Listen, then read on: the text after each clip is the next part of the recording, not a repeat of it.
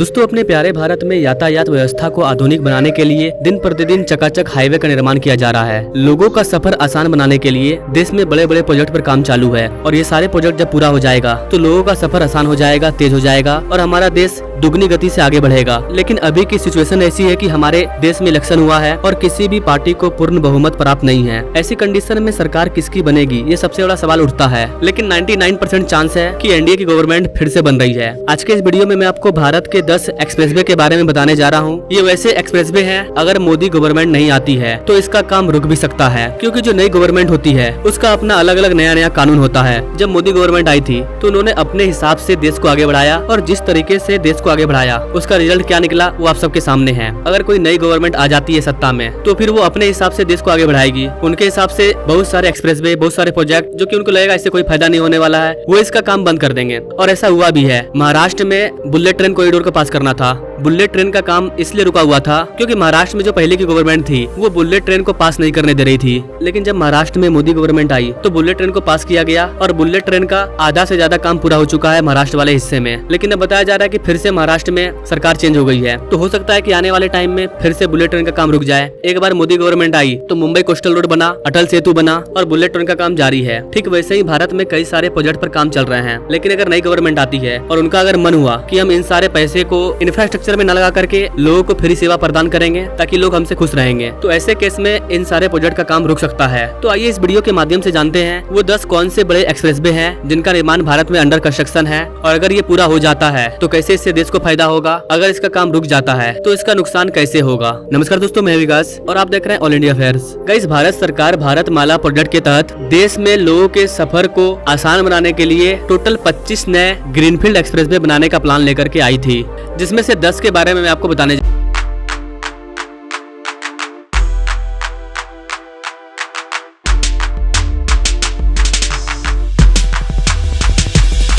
का सबसे लंबा एक्सप्रेसवे, जिसको कि दिल्ली मुंबई एक्सप्रेसवे भी बोलते हैं, इसका लगभग काम पूरा हो चुका है। मोदी गवर्नमेंट में जब ये स्टार्ट हुआ तो इसका अच्छा खासा काम कंप्लीट हो चुका है, बहुत ही कम इसका काम बाकी है। और चूंकि नितिन गडकरी भी जीत चुके हैं तो ये वाला एक्सप्रेसवे बनना ही बनना है। हाँ, वो बात अलग है कि अगर नई गवर्नमेंट आती है और इनका जो बजट है उसको कहीं और लगा देती है तब काम रुक सकता है। सारा खेल बजट का है कि सरकार पैसे को कहाँ लगा रही है। पैसा नेता के पॉकेट में जा रहा है, नेता के घर में जा रहा है, या फिर देश के डेवलप में लग रहा है। दिल्ली मुंबई एक्सप्रेसवे का लगभग काम पूरा हो चुका है। अगर आप इसके बारे में डिटेल में जानना चाहते हैं तो आप हमारे इस वाले वीडियो को देख सकते हैं। इसका लिंक मैं डिस्क्रिप्शन बॉक्स में डाल दूंगा।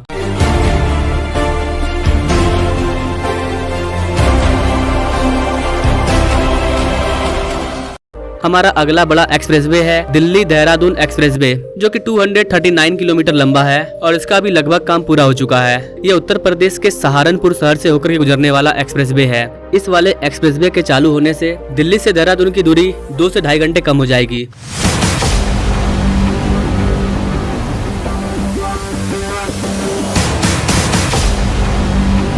हमारा अगला बड़ा एक्सप्रेसवे है दिल्ली कटरा एक्सप्रेसवे।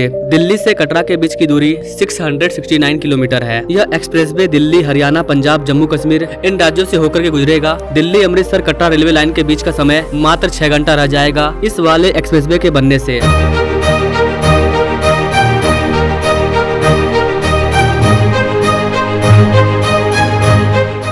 हमारा अगला एक्सप्रेसवे है लखनऊ कानपुर एक्सप्रेसवे। कानपुर से लखनऊ जाने वाला यह एक्सप्रेसवे स्थानीय लोगों के लिए वरदान साबित होने वाला है। इस एक्सप्रेसवे के द्वारा 63 किलोमीटर की दूरी आसानी से तय कर पाएंगे लोग। बताया जा रहा है कि इस वाले एक्सप्रेसवे के बनने की वजह से इन शहरों के बीच की जो दूरी है वो 30 मिनट घट जाएगी और काफी ज्यादा ट्रैफिक से भी छुटकारा मिलेगा। अगर आप इसके बारे में डिटेल में जानना चाहते हैं तो आप हमें कॉमेंट कर सकते हैं।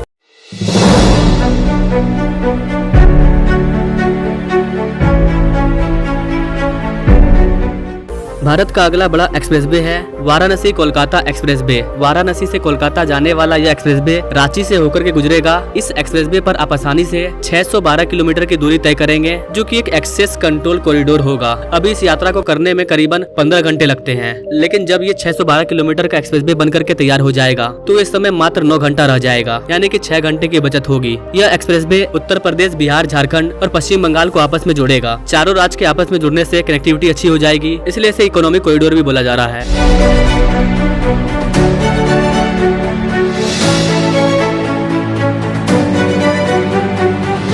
भारत का दूसरा सबसे बड़ा एक्सप्रेसवे है अमृतसर जामनगर एक्सप्रेसवे। इस एक्सप्रेसवे के शुरू हो जाने के बाद हरियाणा, पंजाब, राजस्थान और गुजरात यहाँ के लोगों को तगड़ा फायदा होने वाला है, क्योंकि ये 917 किलोमीटर का एक लंबा एक्सप्रेसवे है जो कि भटिंडा से होकर के गुजरेगा। इसे एक्सेस कंट्रोल एक्सप्रेसवे बनाया जा रहा है, जिससे यात्रा और भी ज्यादा आसान हो जाएगी। अगर आप इसके बारे में डिटेल में जानना चाहते हैं, इसके लेटेस्ट अपडेट के बारे में जानना चाहते हैं, तो आप हमें कमेंट कर सकते हैं। मैं अलग से सेपरेट वीडियो ला दूंगा।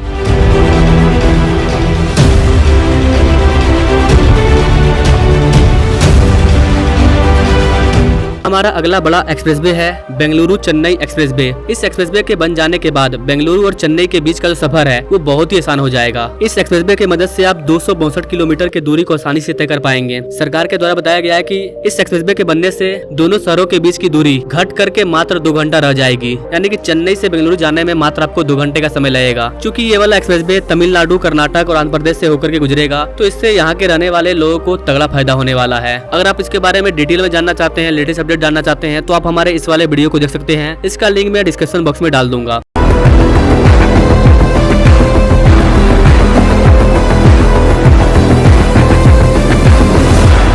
हमारा अगला बड़ा एक्सप्रेसवे है हैदराबाद विशाखापट्टनम एक्सप्रेसवे। ये एक्सप्रेसवे बनने के बाद तेलंगाना से आंध्र प्रदेश का जो सफर है वो आसान कर देगा। हैदराबाद से विशाखापट्टनम जाने वाले इस एक्सप्रेसवे से आप 222 किलोमीटर की दूरी को आसानी से तय कर पाएंगे। अगर आप इसके बारे में डिटेल में जानना चाहते हैं, करंट अपडेट जानना चाहते हैं, तो आप हमें कमेंट कर सकते हैं। हमारा अगला बड़ा एक्सप्रेसवे है सूरत सोलापुर एक्सप्रेसवे। गुजरात के महाराष्ट्र तक जाने वाला यह एक्सप्रेसवे 730 किलोमीटर लंबा होगा। इस एक्सप्रेसवे को एक्सेस कंट्रोल बनाया जा रहा है। यह एक्सप्रेसवे शुरू हो जाने के बाद सूरत, नासिक, अहमदनगर, सोलापुर आदि शहरों को आपस में जोड़ेगा और उनको एक नियंत्रण कनेक्टिविटी प्रदान करेगा।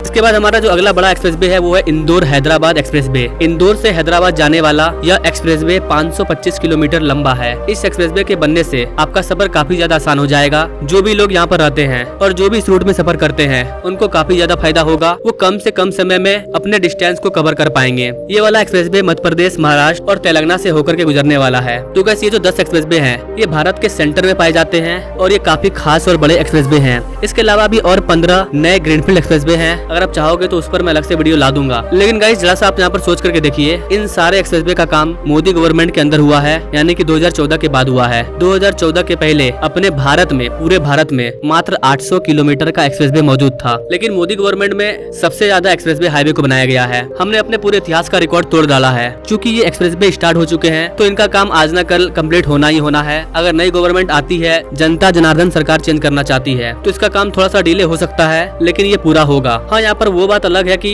अगर मोदी गवर्नमेंट नहीं आती है, तो इस तरह के जो नए नए एक्सप्रेसवे भारत को मिलने वाले थे, वो शायद नहीं मिल पाएगा आपको। क्योंकि जो ऑपोजिशन गवर्नमेंट है, वो ये सब पैसा यहाँ पर खर्चा नहीं करना चाहती है। वो इन पैसे से लोगों को फ्री में बांटना चाहती है। तो हो सकता है कि भारत के लोग आसानी से जिए, सब कुछ उनको फ्री मिल जाएगा। मे बी, पता नहीं वो लोग कहाँ से फ्री देंगे, बट अगर मिल भी जाता है तो भारत के लोग आसानी से जिएंगे, लेकिन देश आगे नहीं बढ़ पाएगा, हम डेवलप नहीं कर पाएंगे। और इतिहास में हमने ऐसा होते हुए देखा है। 2004 से लेकर के 2014 तक कांग्रेस की सरकार थी और इस 10 साल के दरमियान हमारा जीडीपी वर्ल्ड के टॉप 10 पर ही रह गया। ना पीछे हुआ ना आगे हुआ, बस उन्होंने स्टेबल किया। लेकिन जब मोदी गवर्नमेंट आई, तो हमारा जो जीडीपी है, हमारी जो अर्थव्यवस्था है, वो 10 नंबर से घट करके 5 नंबर पे आ गई है। यानी कि हमारे अर्थव्यवस्था में 5 गुना का प्रॉफिट हुआ। इसको डेवलपमेंट बोलते हैं। तो भारत के लोग जैसा चाहते हैं वही होगा। वो अगर चाहते हैं कि देश डेवलप नहीं करे, बस हम आसानी से खाए पिए मजे करें, आगे नहीं बढ़ना है, तो हो सकता है कि अब वही होगा। बाकी आप इन सारी चीजों के बारे में क्या सोचते हैं, कमेंट करें। क्या सच में हमें ऐसे ही और भी ज्यादा एक्सप्रेसवे का जरूरत है 2047 तक डेवलप करने के लिए, या फिर सिंपल लाइफ जीना है पहले की तरह ही? क्या सोचते हैं गाइस आप इन सारी चीजों के बारे में कमेंट करें। और ऐसे ही लेटेस्ट अपडेट के बारे में जानने के लिए हमारे चैनल से जो जुड़े। Now thanks for watching. मिलते हैं अगले वीडियो में एक नई जानकारी के साथ। तब तक के लिए जय हिंद।